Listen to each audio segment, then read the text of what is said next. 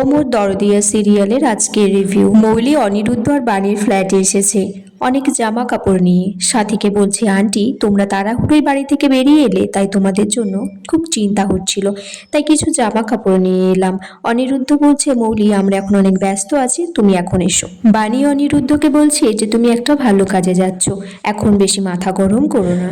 মৌলি TV, fridge, washing machine দিতে চাইলে সাথী বলে তুমি এখান থেকে যাও আর সাথে করে এগুলোও নিয়ে যাও। মৌলি তখন অনিরুদ্ধকে বলছে, আমি জানি তুমি আর আন্টি ভালো নেই, কারণ এই ছোট একটা ফ্ল্যাট। মৌলি বাণীর দিকে তাকিয়ে বলছে যে অনেকে আছে যারা গোয়ালে ঘুমিয়ে পড়ে, যা পায় তাই খেয়ে নেয়, ওই নদীর পুকুরে স্নান করতে যায়। তখন বাণী একটা ঝাড়ু নিয়ে এসে মৌলিকে গেটের বাইরে বার করে দেয়। এদিকে ঈশানী বলছে যে সাথীটা যে কোথায় গেল, কোনো খোঁজ পাওয়া যাচ্ছে না। পিনাকি তখন বলছে যে তুমি চিন্তা করো না, আর খোঁজ পেলেই বা আমরা কি করব, আমরা গিয়ে বললে ওরা তো ফেরত আসবে না।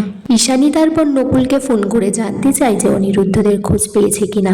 নকুল তখন মনে মনে বলছে যে অনিরুদ্ধর কাছে না জেনে এদেরকে সত্যিটা বলা যাবে না। এদিকে বাণী দরজা খুলে লেবু লঙ্কা ঝোলাতে এসেছে, তখন দেখে মৌলি সেখানেই দাঁড়িয়ে আছে। মৌলি বলছে যে অনিরুদ্ধ চাকরির জন্য বাইরে গেছে, ওদের জীবনটা পুরোপুরি শেষ হয়ে যাওয়ার আগেই তুমি ওদের জীবন থেকে চলে যাও, যত টাকা লাগে আমি তোমায় দেব। মৌলি তখন বলছি, বাণীও বলছে যে আমিও আগে বলেছি যে এখানে সিঁদুর বিক্রি নেই। হাত জোর করে তারপর বলে যে এখান থেকে চলে যেতে।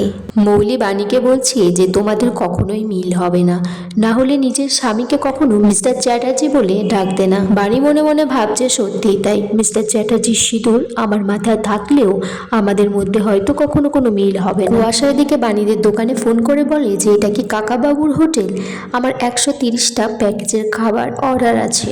কুয়াশা কিছুক্ষণ বাদে ফোন করে জানায় যে সে খাবারটা আর নিতে চায় না, ক্যান্সেল করে দিয়েছে। তখন বাণী বলছে এইরকম করবেন না, আমাদের ছোট দোকান, আমাদের অনেক ক্ষতি হয়ে যাবে। কুয়াশা ফোনটা কেটে দেয়, দিয়ে বলছে যে মৌলি দিদিমণি তোমার বরের ব্যবস্থা করবে আর আমি তোমার ব্যবস্থা করব।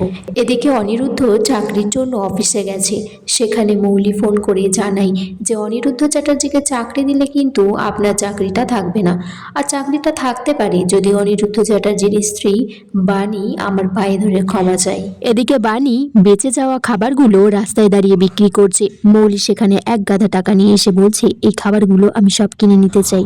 অনিরুদ্ধ বাণীকে বলছে যে তুমি সারাদিন আমার অনেক উপকার করেছো, আর সেই উপকারের জন্য আজ চাকরিটা আমি পেলাম না।